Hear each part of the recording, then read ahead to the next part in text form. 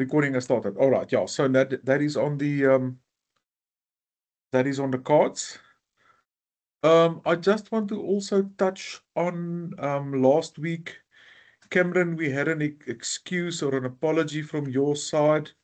Yes, Doc. I do Regarding last week. apologize. Yeah. I had work commitments that I had to attend to. Yes. No, that's 100%. Remember with ice, it's good to catch ice when we do it in class. That's the preferable way. But if you miss a session for some reason, you'll have an opportunity to catch up on that ice. I would So appreciate that. yeah, so we'll communicate. The big thing that we need to sort of keep an eye on is the ice deadline. There will be a deadline. We need 4 ice marks from each of you to earn your 10% weighted average for ice. So yeah, that's Jay. I'll communicate, and all of that will be on ARC. What I'll probably do is if you go to the module page on ARC, somewhere on the left-hand side on the menu, you'll see discussion forum. And that's probably where you'll see the alternative ice exercises posted. I'll open up a discussion thread or a forum, and you will post some contribution. You will post your input on that discussion thread. And of course, if your name appears there, then you've got the ice in hand. If you do attend the class, like last week, I think we only had Brad and Kate in class. For ice 1, then of course there's no need for you to do anything more. You've got that ice in hand. But between classes and ARC, we will make sure that you guys all get your 4 ice marks. Any questions at this point? Doc, I just want to touch on, do we have the group assignment? Is it going to be a group assignment? Are we moving towards that? Yeah, so the first one is probably an individual, and the second one is a group. So there's a bit of time for that. This first one now, that is due on the 28th of March, is an individual assignment. Assignment 2, due end of April, that would be the group assignment. And then the last pairs I saw, your exam date was to be confirmed. So that's the story. Group assignment will be the second one. The first one is individual. Happy? Perfect. Thanks, Doc. Right. Let's get into this evening. I think it's an important one. I want to give you guys a bit of support. It is recorded, so obviously people that jump in now can do so. I want to share.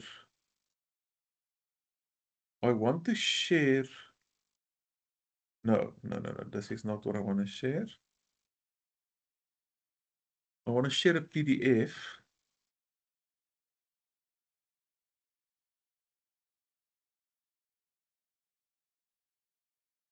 Yeah, there's the one I want to share.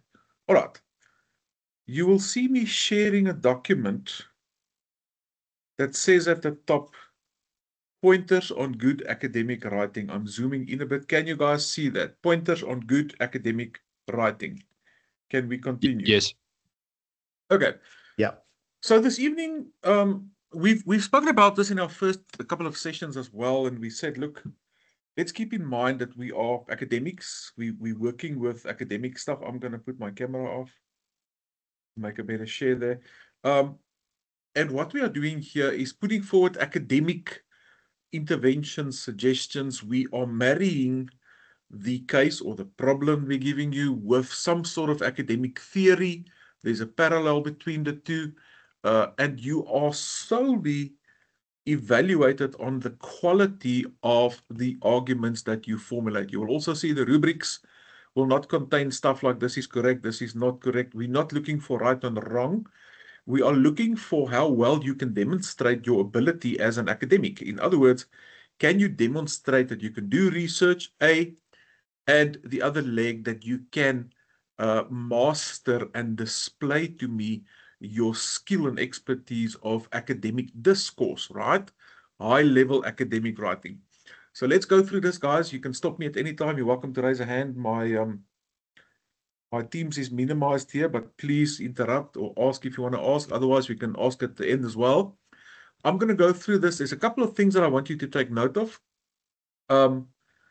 Good evening, Kate. Welcome. To assist you in getting onto this exponential curve of mastering the skill of academic writing. All right. So we're saying here the goal of academic writing is to convey complex ideas in a clear, concise manner. When you look at an assignment, the most important thing that you should start with is to ask yourself, know and understand the assignment. Sometimes you need to read up a bit on some of the constructs or some of the elements comprising the theme. I'm saying here, remember the toolbox analogy. Now, I haven't done that with you guys. I normally take a toolbox to class, and then I take out all sorts of tools which I ask students to identify. Kate, can you hear us well? Hi, Kate, are you good?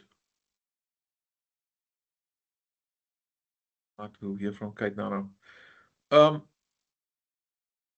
You can identify a pliers or a screwdriver or a shifting spanner or a measuring tape. It's one thing to identify those tools. It's a completely different thing to work with them. It's a completely different thing to say, I've mastered the skill of using these tools. And that's what we want to do. We want you guys to become experts using those tools in your toolbox. I say here, you are an artist. You are using words to construct your final product. So you are becoming a master wordsmith, as it were, if you want to use that language.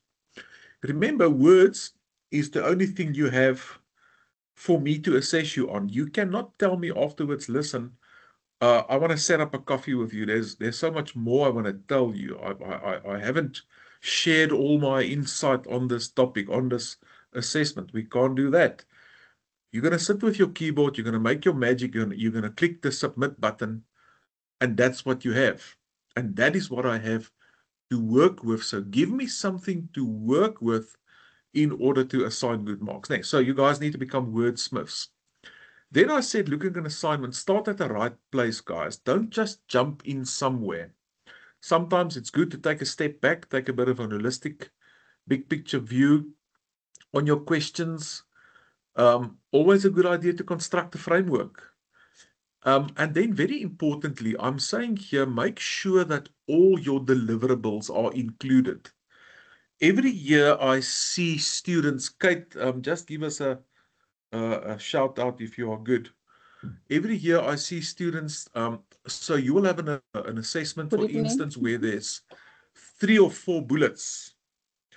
They will say, advise on this, compare this, make recommendations, and critically review. There's 4 outcomes, guys.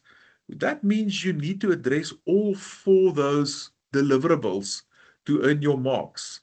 Make sure you don't miss marks because you leave something out. You decide, or by some reason, you only discuss 2 or 3 of the actual deliverables. Make sure everything is addressed. Then I said, formulate clear arguments and back it up. I always say, integrate, motivate, substantiate. What do we mean by that? Integrate theory with the case study. Motivate, you can say whatever you want as long as you motivate it. Does it make sense? Can you motivate what you say?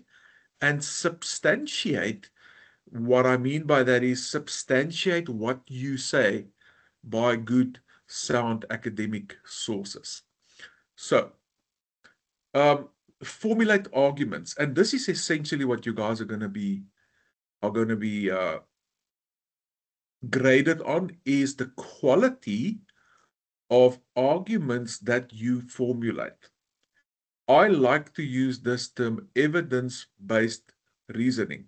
So this is not a discussion around the campfire or around the sports arena. This is an evidence-based, not an opinion-based. It's an evidence-based rationale that you put forward. Then a good idea also is to proofread as you write. Remember, guys, we're sitting in South Africa, so South African English and grammar. And you know, Microsoft Word has this funny tendency to sometimes gooi you back to USA or something else. So make sure that your whole document is proofread in South African English. When you see those Z's, prioritize, and that sort of thing, make sure, that gives you empathize, gives you a clue. I'm in USA English. So we want to go back to Afrikaans, to South African English and grammar. Get into the habit of writing neat. Don't write something that's so crude and that requires so many versions of fixing it up. Proofread your work as you write.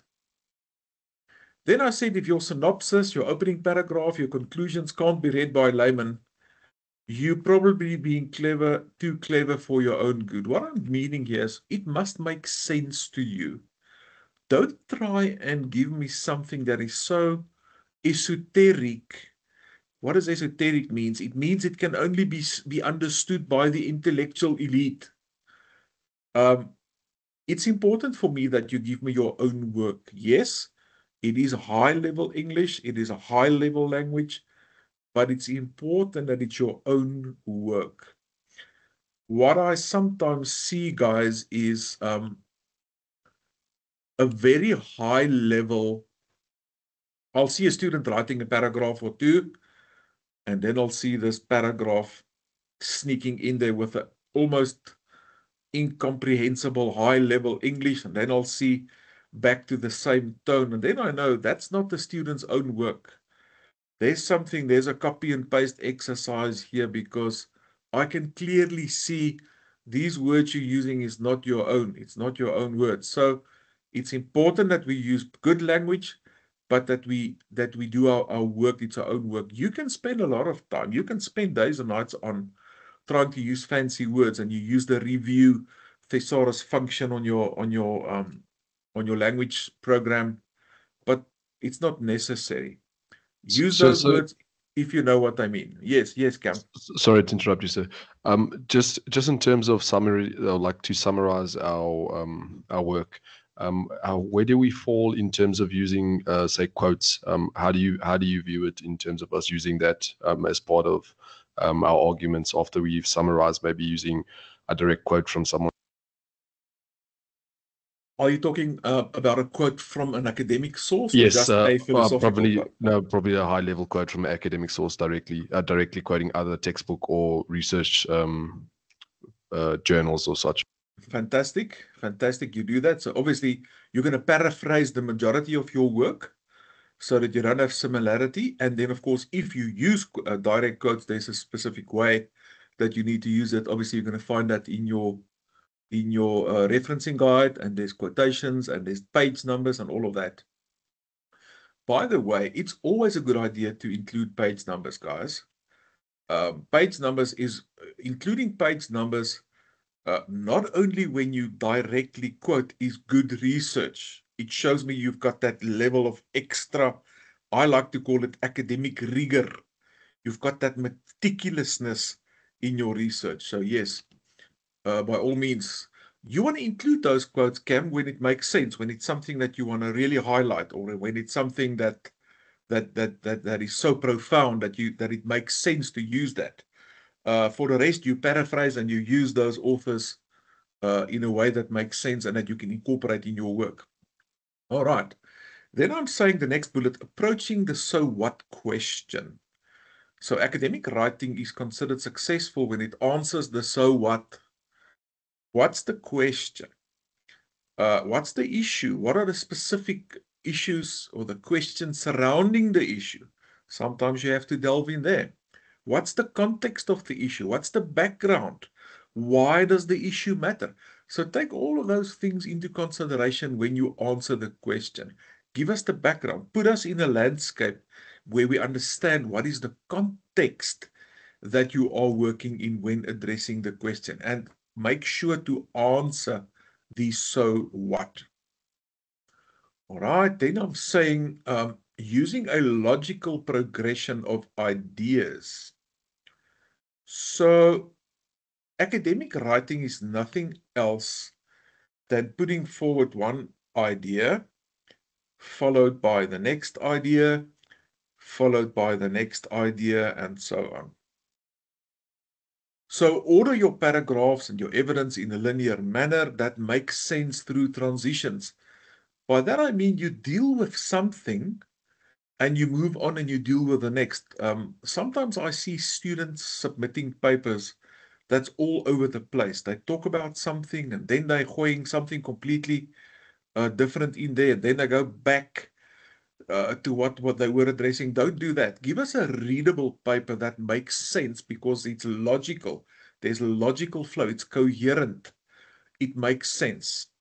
So when you're discussing stuff, you're breaking it up in paragraphs. Introduce the main idea, provide the evidence you use to prove your argument, outline the significance of the evidence provided. Use that recipe. By the way, guys, please stick to, while I'm remembering this, I'm going to share it quickly. Please stick to the detail I give you in an assignment brief in terms of font size, spacing, that sort of thing. Please, I don't want you to submit a paper that is cluttered, that is difficult to read because it's not properly spaced. Remember to justify your text. In other words, it must look like a block, center justified. Please use headings and subheadings. Guys, what I want you to submit to me is a very nice, neat, readable paper, starting with a cover page. Yes, there's a cover page with your detail on it. There's a detailed table of contents. And that is what you should call it. It's a table of contents. There's headings, there's subheadings with corresponding page numbers. Make sure your page numbers are correct. Don't tell me this section sits on page 4 and then it actually sits on page 6. Make sure that your table of contents is neat. You go through your text. At the end of your submission, there is a reference list. That's what it's called. It's not called the bibliography or anything else. It's called a reference list. It is alphabetically ordered. Normally in the briefs, they give you the minimum number of sources they want you to incorporate, excluding your prescribed material. Guys, please use your prescribed material because that is the prescribed book for the module.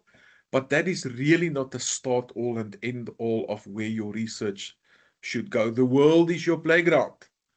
Remember in that first session, I showed you the pages and pages and pages of recommended sources that they sort out for you. Obviously, you guys can go where you want. We'll talk about sources and referencing in a bit. Then using your sources thoughtfully, very important. Using a consistent tone and style, that's what I said, Nana. It's very easy for me to pick up if something isn't lekker. I hear your voice and then I hear something who's not you. Very important on this point, folks. When you come to your group assignment, now you're probably going to divide the work. You're going to say, listen, let's split up. You do this, you do that. But I don't want you to submit something that is of a different or an inconsistent tone. So very important. You should maybe identify your skills early on. You know, people have different skill sets and different specialities. Someone will say, look, I'm good with editing a document. Someone will say, I'm good with references and checking references and this and that. Someone will say, I'm very good with language. Language is my thing. I will take care of the linguistic quality of our group assignment because you're going these 3 or 4 people's work together and you've got a tone, an academic tone, which is all over the place. So be mindful of that. We'll get back to that when the group assignment comes. All right, then we say there's 2 legs. Guys, this is crucial. This is at the heart of this whole thing. Remember, if we make it very simple and we say, Where you are now, you're standing on two legs. If one of them collapses, you're going to sit on your backside. We need two legs. There are two legs in academic research and postgrad work, which are equally important, and that is research and writing. If you are very good at doing research, but you cannot write, you are in deep water. You can be a brilliant writer, but you don't understand research, or your research is not up to standard. Again, you're going to be in trouble. You're going to have problems. So these skills are equally important, and you have to master and demonstrate to us that you've mastered both these skills, research and writing. Have to do good research, you have to do writing.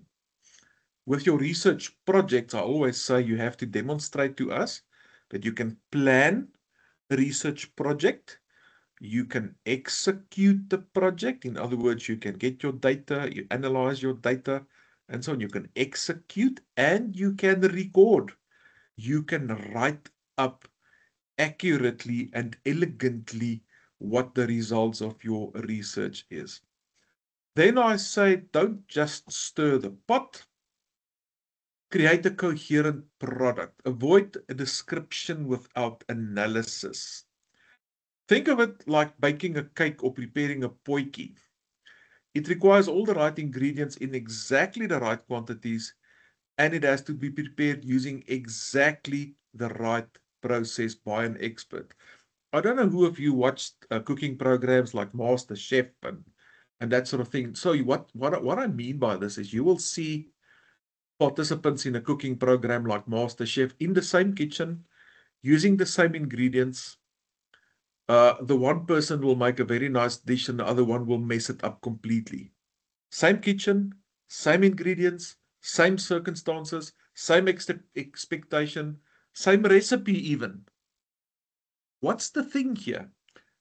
Why do you mess it up and the person next to you makes a success of it? It's got to do with your skills, your expertise. Think of yourself as that person doing that meal. All of you have cooked food. Think of the meticulousness with which you prepare something. You taste, you say, we add a bit of this, we add a bit of that. It's not just hoying stuff together, hoping for the best. Listen, holding thumbs. Let's hope this comes out okay. That's not how we do that. We take meticulous care of how we do stuff. You say, listen, I've got it. I've got the wheel. I've got it. I'm steering my project. I'm steering my assignment. I know what I'm doing. I know where I want to go. I know how I want to do it. I'm in control of this. Then I also say take small steps. Don't jump to conclusions. And navigate your writing by way of intelligent formulation of arguments. We want academic credibility.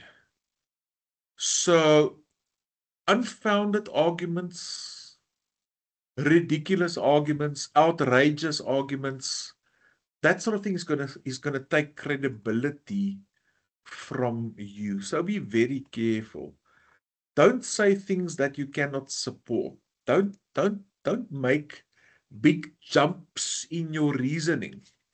Guys, research does not work like that. Research is like a brick wall that we're building, and you put a brick down on someone else's work, and thereby you construct a wall that is solid, sound, something that we can stand on, that we can bank on.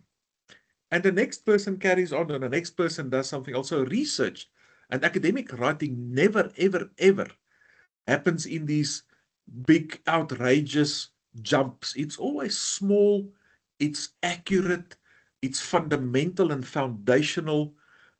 It's almost sometimes you'll speak to people doing a PhD and you'll ask them, what did you do for your PhD? And they say they did this, and you'll ask them, oh my goodness, is that all? They gave you a PhD for doing that? Yes. Why? That is how research works. because we want to keep that academic database solid. Right. Shopping list writing, guys. That's one of the biggest things that you need to be very, very mindful of. You're finding sources, you've got ideas, but you have to tie them together and follow some narrative. Call it a golden thread if you want to, where you bring me to some sort of a story. You're working your way toward a story. Shopping list writing is something we often see in how students interact with literature. For instance, let me give you these two scenarios. You will say, Watson believes this, Jones believes this, Mackenzie believes this, Van der Berg postulates that. That's a shopping list type of story because you're giving me these nuggets, but so what? Are you working towards an argument? Are you building something? Are you telling me? Are you drawing me in? Listen to how different this sounds. Watson believes that this is the case. Mackenzie agrees with Watson, but also pointed out that this should be kept in mind. Jones described the inadequacies with the Watson model and proposed a new model which was more far-reaching and more detailed. Can you see I'm telling a story?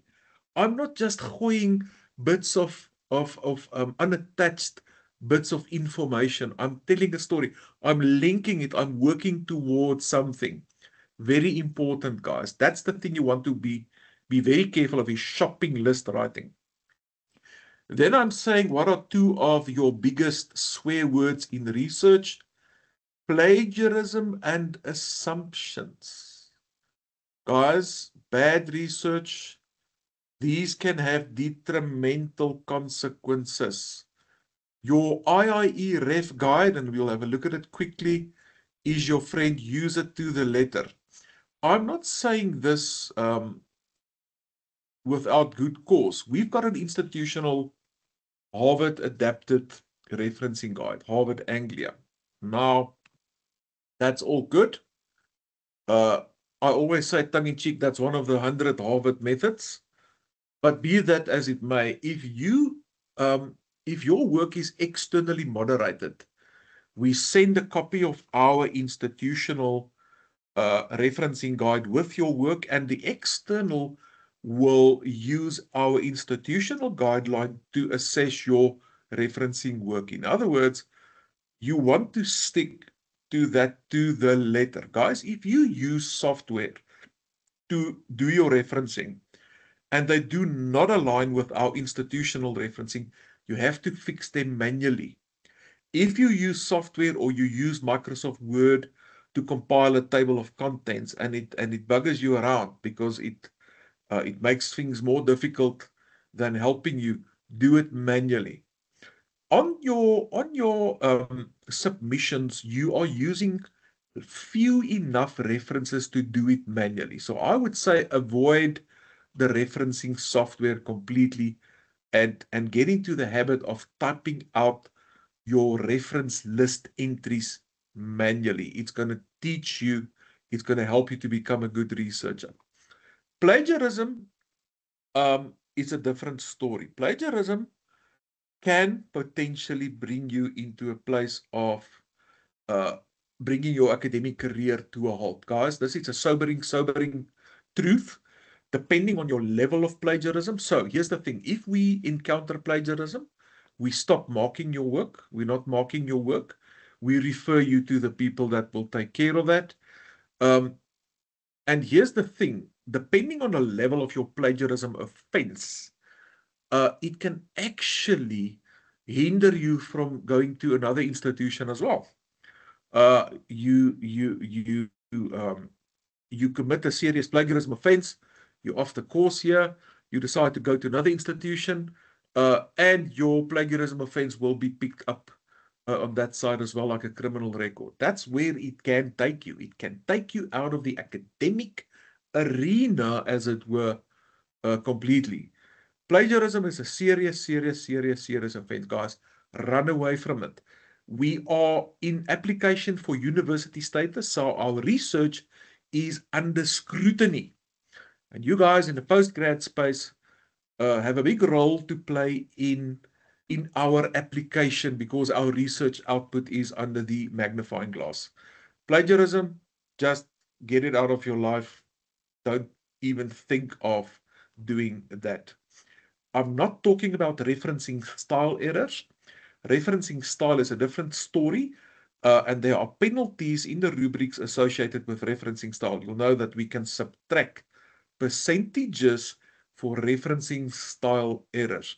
Guys, I want to also ask you, don't lose those marks because you're doing something wrong. You've got the guide, so you know what is the format we require. We look at everything. We look at every full stop, every bracket, every italic, every comma, everything, every space. And if there's a referencing style error, I know in the other courses it's a 5 or a 10% subtraction.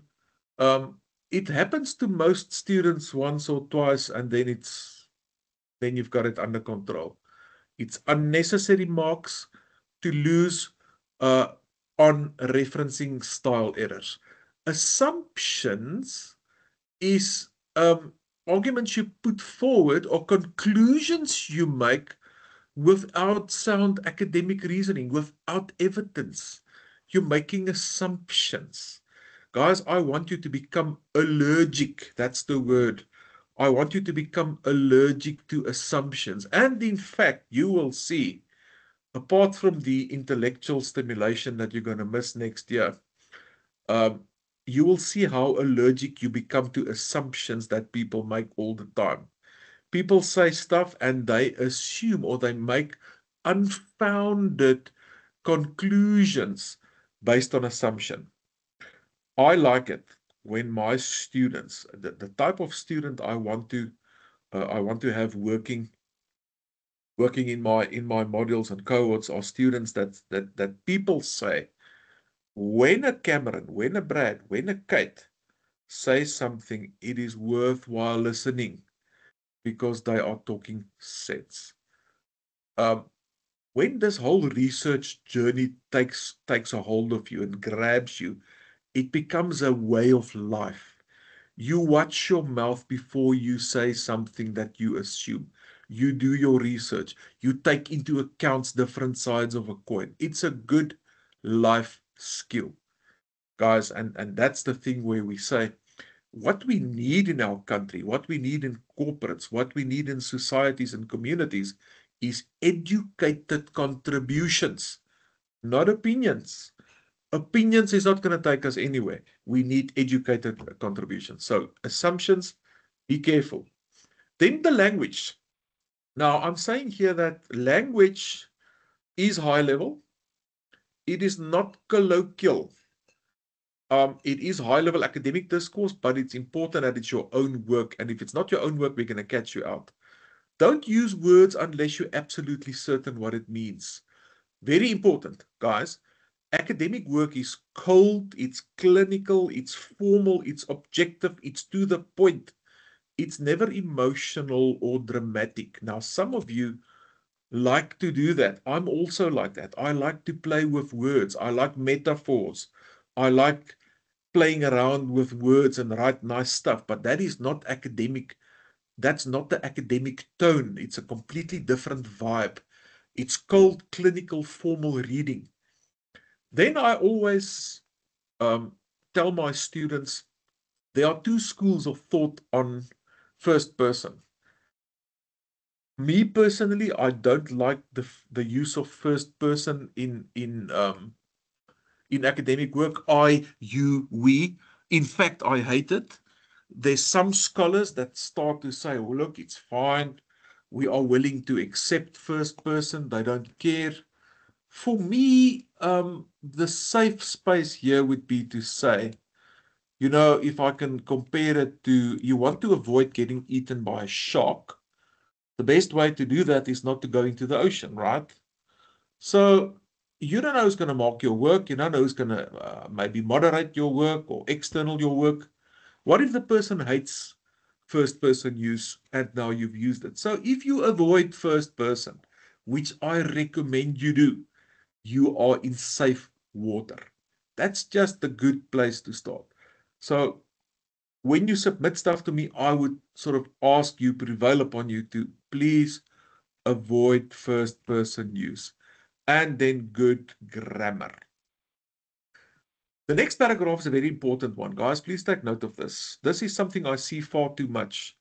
I call it contextual referencing problems. Please make sure you understand this.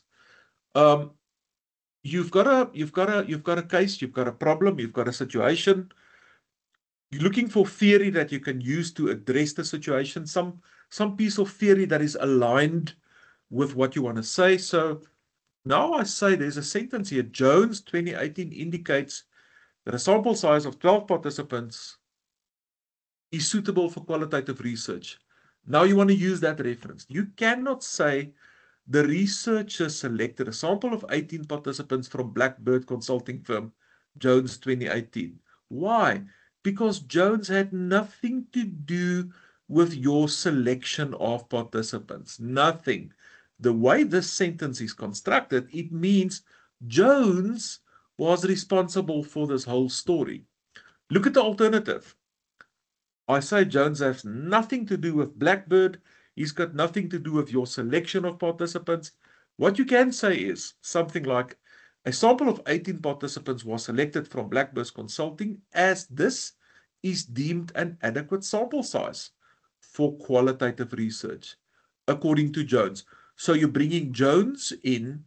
Jones is not part of the decision. The decision was your decision, but you're backing it up with Jones. Guys, I see this all the time where students write stuff and then they give the whole credit to the author. Remember, this guy, Jones, he picks up his citations in academia as well.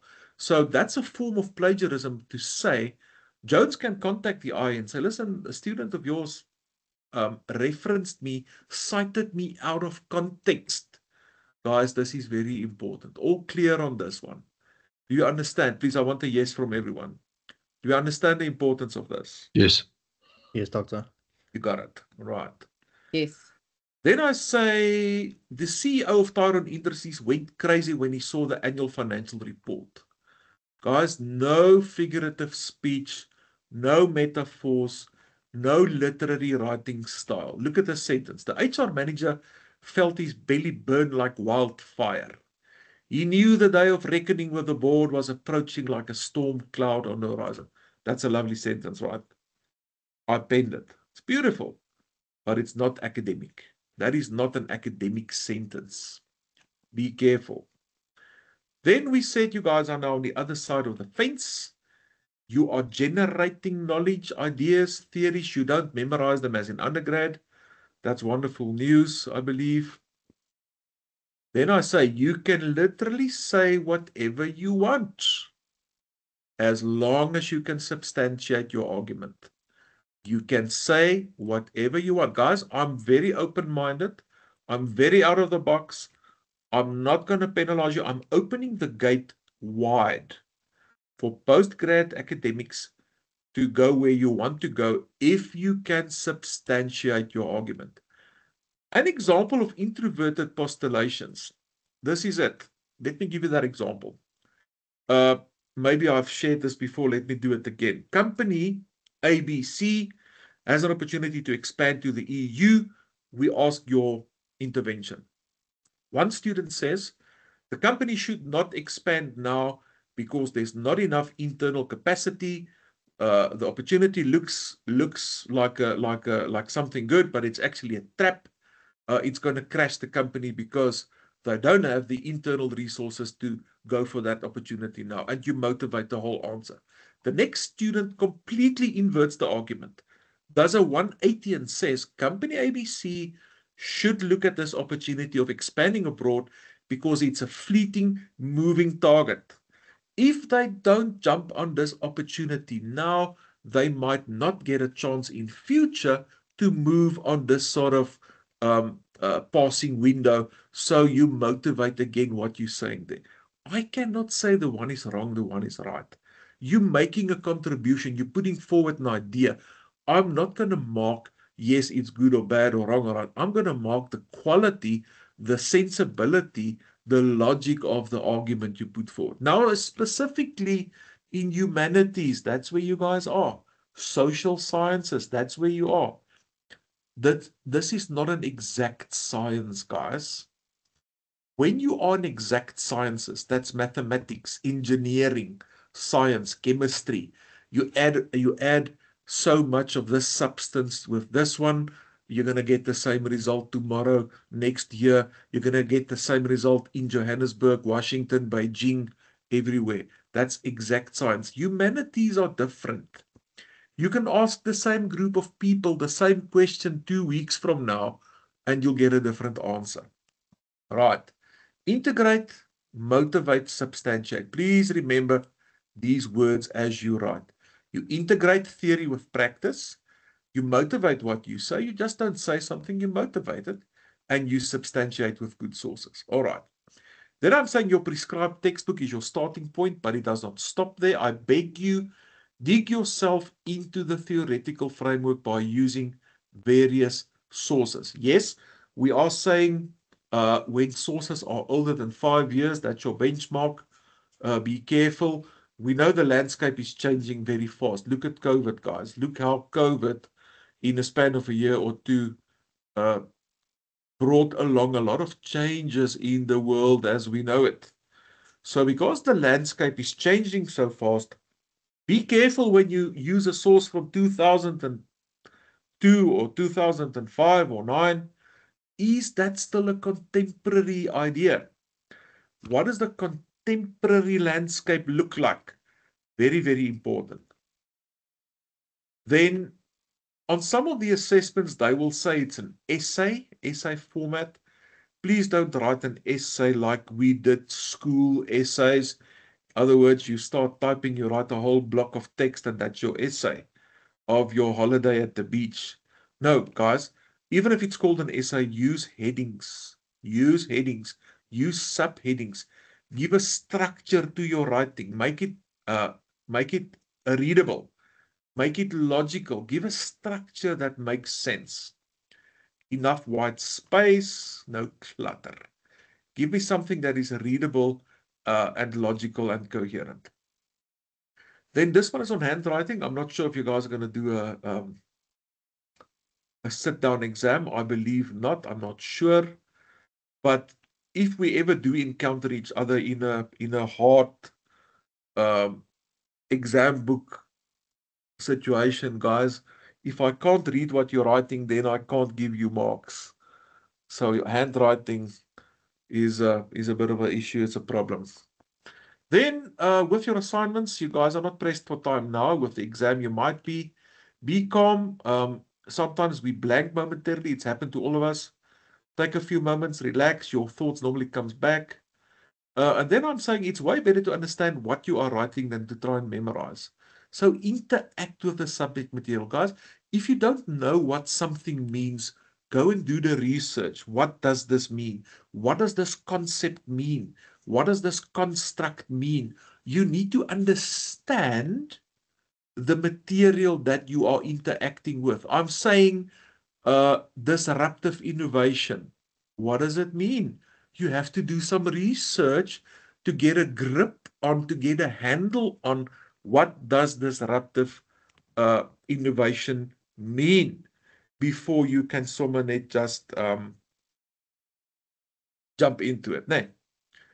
Then I say that no one learns anything from being told. Guys, this is more the undergrad sort of situation. You sit and we've got slides for you and we tell you stuff. You are completely on the other side of the fence now, and you are working stuff out for yourself, and you are wrestling with stuff, and you are generating knowledge. In your research modules, you're gonna generate new knowledge. You're gonna come up with with some results on your research that we did not know. You're filling some sort of a gap. So this is wonderful, guys. I want you to grow up very quickly, and I think from what I've seen so far, I'm very impressed. I must say, I'm very chuffed with what you've showed me so far in terms of putting the post-grad hat on. And I'm expecting, I'm going to be strict with you. My expectation toward you is high. I told you guys you can get a distinction with me, but I'm not going to throw around distinctions left, right, and center. If you look at the bell curve of normal distribution, it says that most people are average. And then if you want to get a distinction, you really have to distinct yourself, but it's possible. All right. This is what you are. You are an independent intellectual. Undergrad, you were a dependent learner. That's fine. There's a place for that. There's a season for that. Now you've stepped over the fence, and the way I see you is an independent intellectual. Don't you like that term? Before we go into some of these referencing stuff, I want to point you guys to two documents. I'm changing my screen to the Harvard Anglia-Style Referencing Guide 2025. This is brand new. The ink is still wet on it.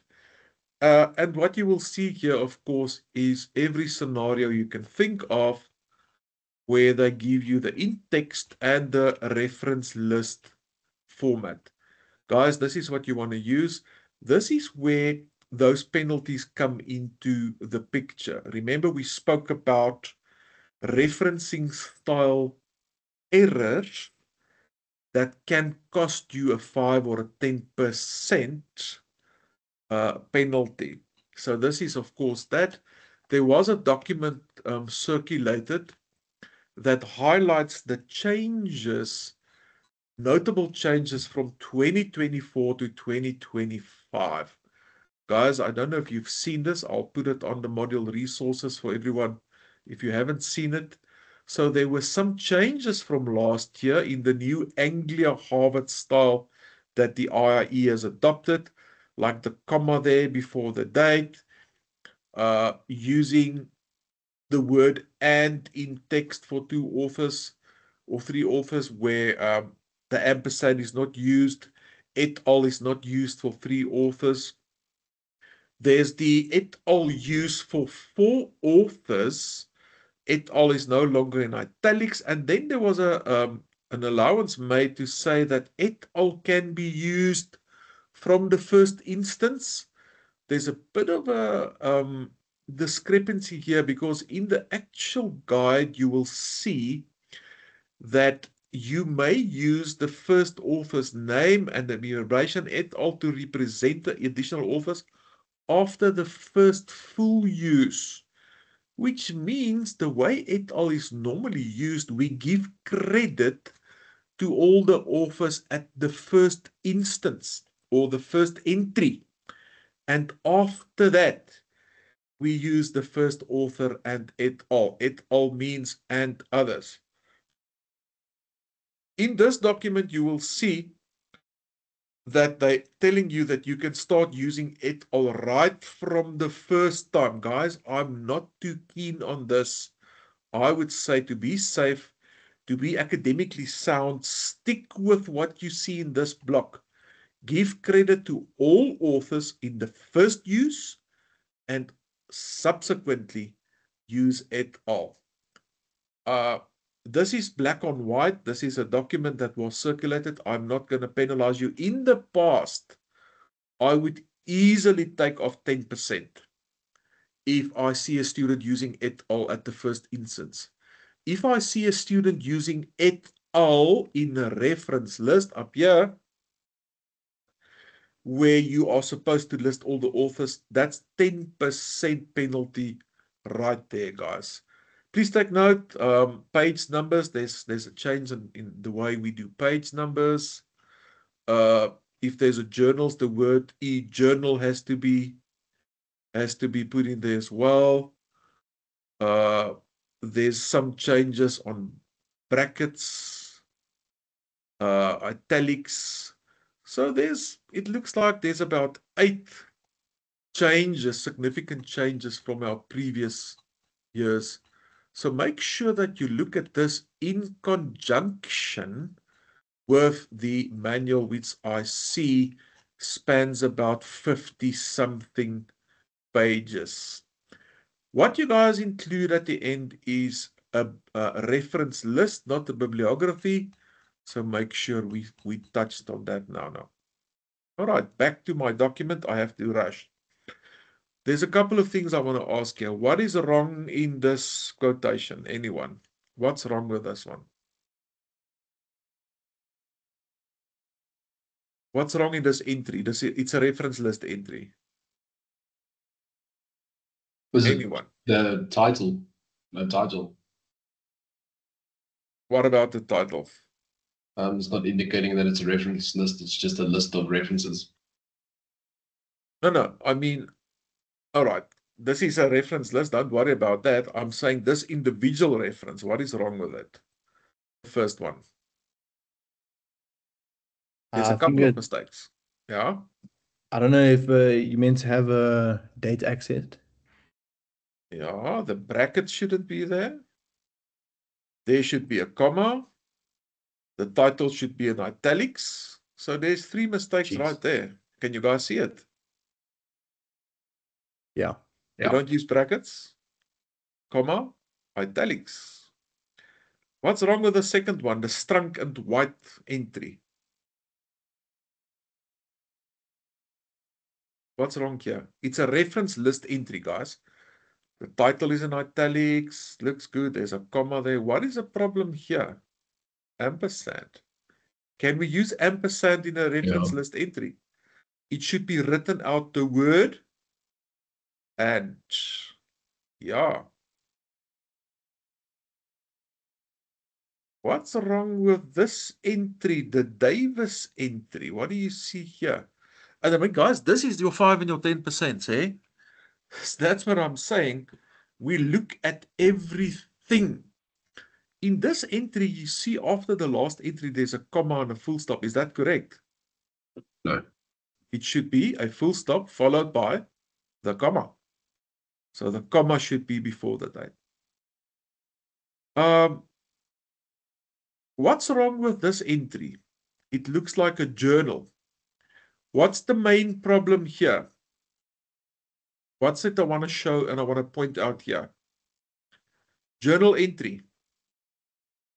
Where should the italics be? Should it be the article that's italicized or the journal title? Journal title.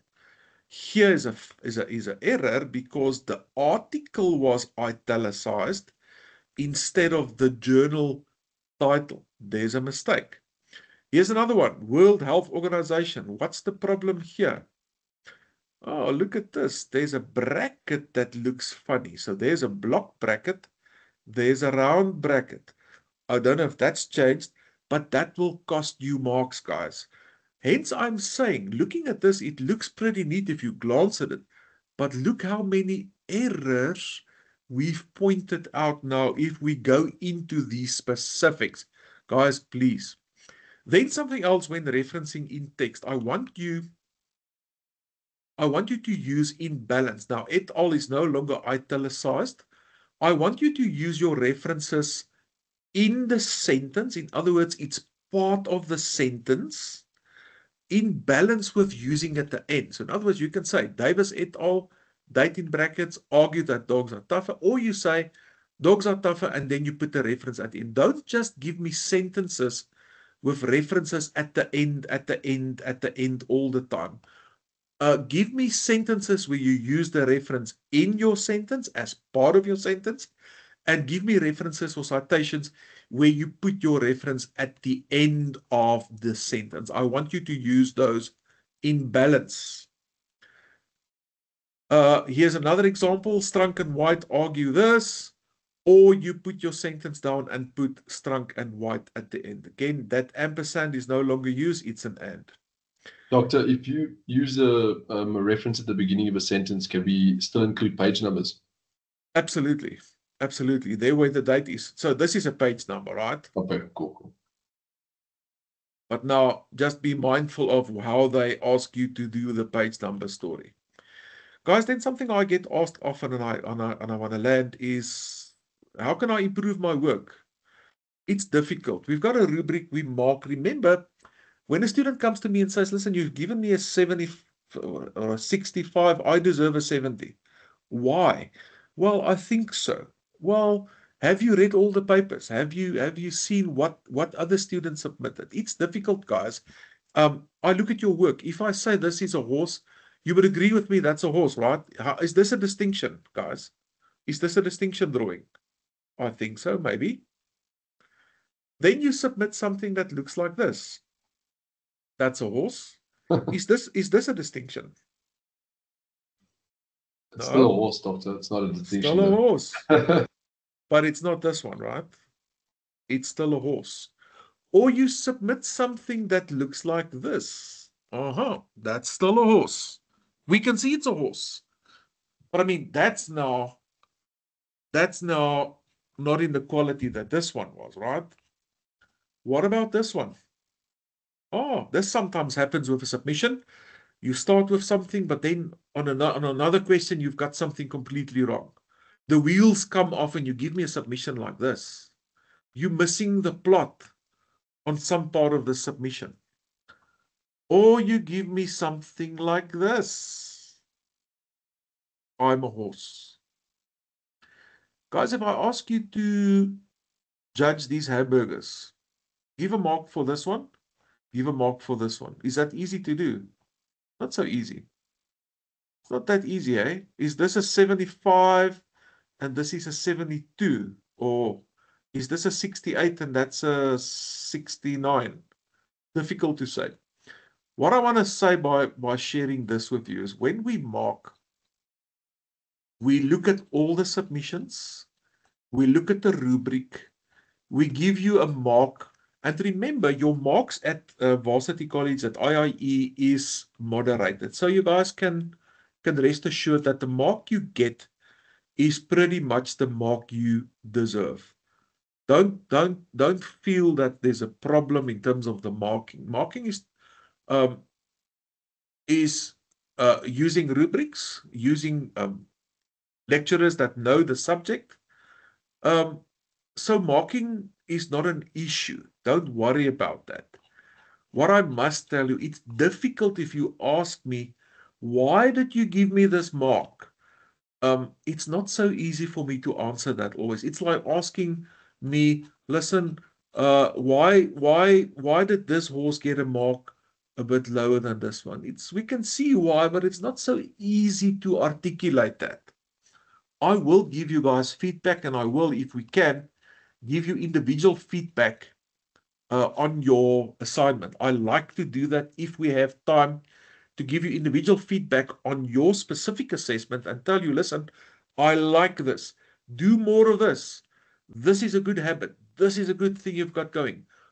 Be careful of this. Be mindful of this. Avoid this. If we can do it, I would really like to sit with each of you. So in other words, we'll set up our teams and our session, and I will give general feedback to the group, and then I will ask you guys to leave the room and then come back on a one-on-one basis so that I can give you individual feedback in terms of your submission. I think I'm going to stop sharing now, if I can. That's the story from me this evening. I really hope it helped you. Did it help you guys a bit? Yes, Doctor. Kate, that's a hand. You're welcome. The floor's yours. Good evening, Doctor, and everyone. Hi, Kate. It was actually a nice presentation. I think I understood on my side. But then I was just thinking of something when you spoke about the feedback, individual feedback. Would it be such a bad idea if maybe you give us an ice with one of the questions and we try and you give us feedback from there? I'm just asking. Just say again, Kate, just explain what you're saying. I'm saying that would it be such a bad idea for you to give us an ice activity based on one question here? Because I can see that it's 4 parts and obviously they will have to flow, but maybe for us to write the first part and you look at it, and then you see and give us a feedback.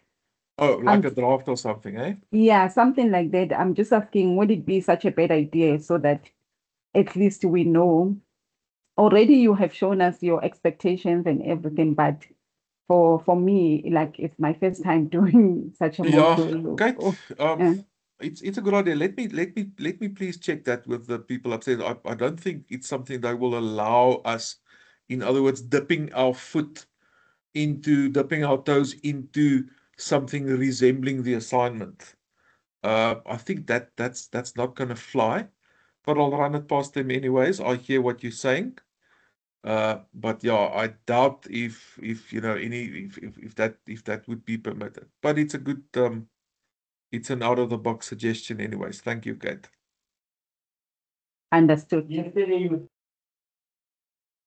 Guys, that's the hour up again. Submission date part 1. Is it the 28th? Yeah. 28th of March, which means I'm seeing you again on the 26th, and your submission day is the Friday, next Friday. We can definitely spend more time on that as well. And we can definitely jump back and give attention to that. Guys, if there's anything, please reach out to me. Please use these guidelines. I want to tell you something, Kaita, that's important. The content, the actual content of what you're giving me is not that important. I want to see the skills you use to put it together. Here's a good example of what I mean. If I say, listen, I want to see if you're a good artist, you're a good painter. I'm going to give you a canvas, a blank canvas. I'm going to give you one of those paint thingies. What do they call it? A palette with your paints and your brushes. I'm going to ask you paint something. It doesn't really matter whether you paint a horse, a sunflower, a garden, a landscape. Whatever you paint, whatever the actual content is, will serve the purpose to tell me and show me how good an artist you are. Do you understand where I'm going? So, it is not so much the content, the actual content you're doing. It's the same with your research. It's not so much about the content. It is not content driven per se. It is process driven. It is showing me, listen, I can paint. I can put that pencil and canvas in your hand, and it doesn't matter. You can paint anything. You can draw anything to demonstrate to me that you know what you're doing. So that's important. Keep that in mind. I want to see you guys employing these universal academic concepts. I'm going to hammer a lot on academic rigor, which means it sits at a certain standard, a level of academic rigor that I want you guys to perform at. It is daunting, it is new, but I'll think a bit how we can get creative with ICE tasks. Kate, I think you definitely planted a seed. I don't think we can go close to the assignment stuff, but we can maybe move into something similar. Guys, anything else? You're welcome Doc, to do we talk. know Yes. do we know more or less when the exam dates will be out or be scheduled in the past? I haven't seen anything, and I actually want to ask you guys to also keep an eye open. Sometimes you get it before I do, or it's published somewhere where it pops up in your feeds. So at this point, I haven't seen anything published. Let's all keep an eye on it, Cameron. Awesome. Guys, can I leave you? No. I want to do a follow-up on what Cameron has asked. In terms Yes. of the exam, are we going to write content-based or research-based exam where, like, I'm just curious about that. It's all about research. All It's right. all about this is this whole qualification is about research. It's about making you a good researcher. So remember, if I go to the extremities of undergrad, it is testing your memory retention. What's the 7 steps of this? What's the 8 reasons for that? What's the 3 ways of that? What is this model? What is that model? And can you come back and from memory give us something back with a minimal amount of application, Kate, like maybe 10 or 15 or 20% application in undergrad. In postgrad, it's all about research and application. Does it make sense? Yes, it does. Okie dokes. Guys, we've gone over a bit. I leave you. I'll see you next week. We'll be in touch. Watch it, ARC. Look at the announcements and keep a close eye on things. Thanks, Take Doc. care. Cool. Thanks, Doc. Cheers. Bye-bye. All right. Cheers. Welcome. Cheers. Bye. Bye.